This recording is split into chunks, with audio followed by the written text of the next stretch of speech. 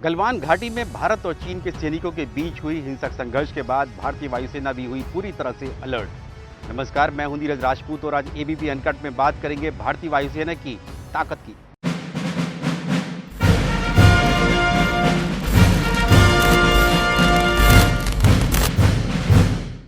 शनिवार को वायुसेना प्रमुख air chief marshal RKS Bhadauria ने देशवासियों को भरोसा दिलाया कि भारतीय वायुसेना किसी भी संकट से निपटने के लिए तैयार है। उनका इशारा साफ तौर से गलवान घाटी में हुई हिंसक संघर्ष और पूरी एलएसी यानी कि लाइन ऑफ एक्चुअल कंट्रोल पर जो चीन सेना से भारतीय सेना की तनातनी चल रही है उसको लेकर थी।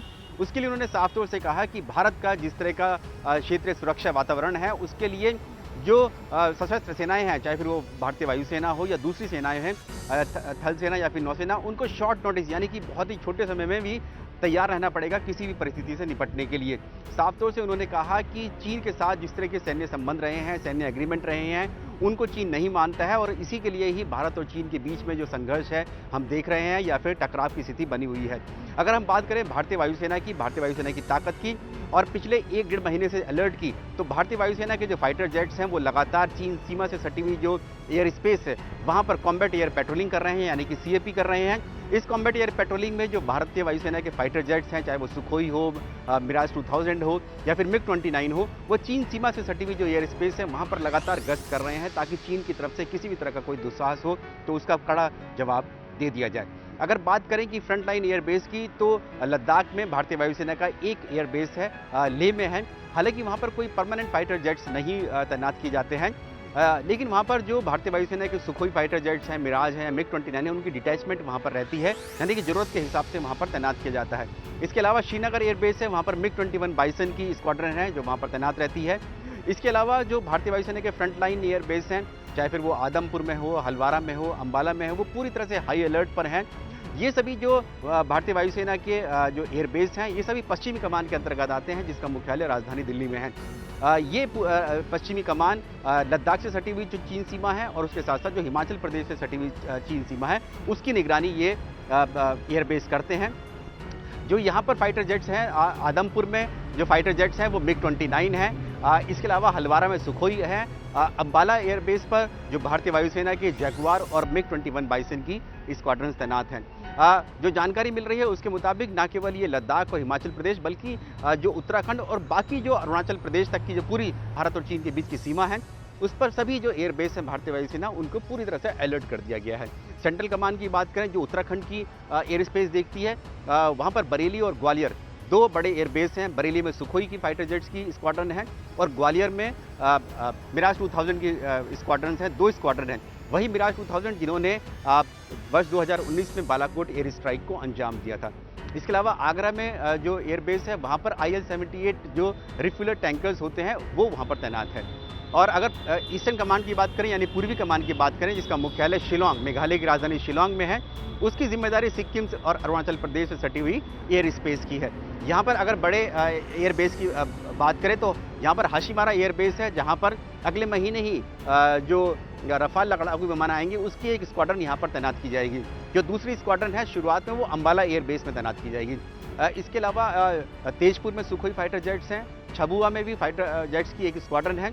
इसके अलावा जो अपाचे हेलीकॉप्टर्स हैं, अटैक हेलीकॉप्टर्स जो हाल ही में भारतीय वायुसेना ने अमेरिका से लिए थे, उनको भी तैनात किया गया है। उसकी 2 स्क्वाड्रन्स हैं, जो कि एक है पठानकोट में है और पठानकोट के ही जो अपाचे अटैक हेलीकॉप्टर्स हैं उनको लद्दाख से सटी हुई चीन सीमा पर तैनात किया गया है, जिसके तस्वीरें और वीडियो भी हम लगातार देख रहे हैं कि वो वहाँ पर पेट्रोलिंग कर रहे हैं, गश्त कर रहे हैं। इसके अलावा जो दूसरी जो स्क्वाड्रन है वो होगी छबुआ में होगी, असम के छबुआ में होगी, वो वहाँ पर तैनात किए जाएंगे जिससे कि वो चीन सीमा पर निगरानी कर सकें।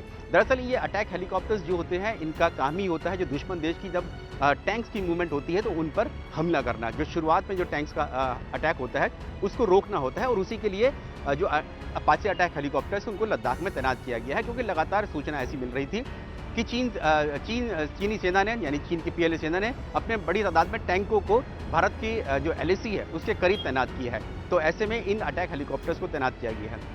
इसके अलावा ये जो अटैक हेलीकॉप्टर्स हैं इनका काम होता है जो ऊंची पहाड़ियों पर जो दुश्मन देश के बंकर्स होते हैं, चौकियां होती हैं, उनको भी ध्वस्त करने के लिए, तबाह करने के लिए भी इस्तेमाल किया जाता है। तो ये बात हुई जो चीन सीमा है वहाँ पर 3 कमांड है भारतीय वायुसेना के, पश्चिमी कमान, सेंट्रल कमांड यानी कि मध्य कमान और पूर्वी कमान, जिसको ईस्टर्न कमांड भी कहा जा सकता है। अगर चीन की बात करें तो चीन की जो एक ही कमांड है जो कि वेस्टर्न थिएटर कमांड है, जॉइंट कमांड है उनकी सेना, थल सेना की जिसे ग्राउंड फोर्सेस कहा जाता है, और वायुसेना की कमांड है वहाँ पर। तो वो पूरी देखती है जितनी भी 3488 किलोमीटर लंबी भारत से सटी हुई सीमा है, एलएसी है। चीन के अगर हम लोग बात करें जो एयरफोर्स बेस हैं, जो एयर बेस हैं भारतीय सीमा के करीब हैं, उनमें नगरी गुंसा है, सादी तिब्बत की राजधानी ल्हासा है, शनान है, निंगशी भी एक एयरबेस है जो कि भारत की जो पूर्वी सीमा है वो उधर वहाँ पर है, ये निंगशी एयरबेस है। इसके अलावा जो शिनजियांग प्रांत है वहाँ पर भी एक काशगर में भी एक एयरबेस है, चीनी वायुसेना का है।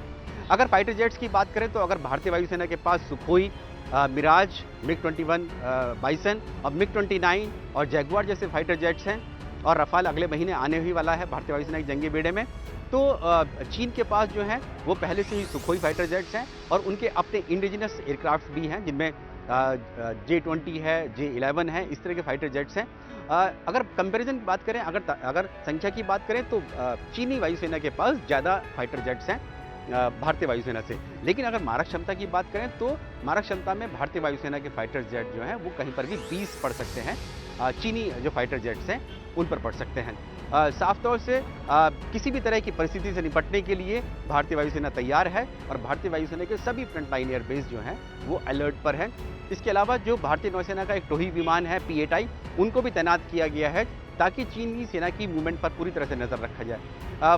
भारतीय वायुसेना के पास जो टोही विमान है एवेक्स जिनको बोला जाता है, एयरबोर्न अर्ली वार्निंग सिस्टम्स वाले जो एयरक्राफ्ट्स हैं वो सिर्फ आसमान में नज़र रखते हैं, वो ज़मीन पर नज़र नहीं रखते हैं। इसीलिए नौसेना के टोही विमान P-8I का इस्तेमाल भी किया जा रहा है ताकि चीन की हर हरकत पर नज़र रखा जाए, चाहे फिर वो ज़मीन पर हो या फिर आसमान पर। गलवान घाटी में हुई हिंसक संघर्ष और उसके बाद से जिस तरह से भारत और चीन की सेनाओं के बीच में सीमा पर टकराव बना हुआ है, उसको देखते हुए भारतीय वायुसेना भी पूरी तरह से अलर्ट हो गई है।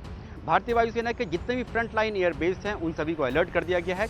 इसके साथ साथ भारतीय वायुसेना के जो फाइटर जेट्स हैं, चाहे वो सुखोई हो, मिराज 2000 हो या मिग-29 हो, वो चीन सीमा से सटी हुई एयर स्पेस पर कॉम्बैट एयर पेट्रोलिंग लगातार कर रहे हैं ताकि चीनी वायुसेना की तरफ से अगर कोई दुस्साहस होता है तो भारतीय वायुसेना उसका कड़ा जवाब दे सके। ABP न्यूज़ आपको रखे आगे।